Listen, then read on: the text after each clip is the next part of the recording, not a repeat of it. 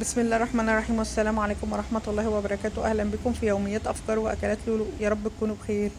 بتعملي حلويات العيد ومش فاضية تعملي أكل؟ تعالي شوفي سفرة النهاردة بقى، سهلة وسريعة جدا ومطعمة جدا، هتعمليها في ثواني حتى لو انتي مشغولة في حلويات العيد.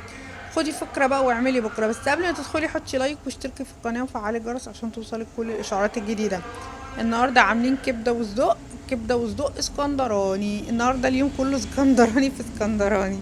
بصوا الصدق ده سهل جدا، قطعي طماطم وبصل وفلفل، وحطي عليهم الصدق، وحطي رشة فلفل اسود ورشة ملح بس عشان الصدق مليان توابل. تحفة، بيستوي مع بعض وبقى بيبقى جميل جدا. الكبدة برضو الاسكندراني عملناها كذا مع بعض، كذا مرة مع بعض، حلوة جدا. وسخنت طبق فول حلو كده، عملته بالطماطم والفلفل، وطبق سلطة. وجبت بطاطس صغيرة كده، حمرتها سلقتها وحمرتها. والبتنجان المخلل ده كان عندي في التلاجة.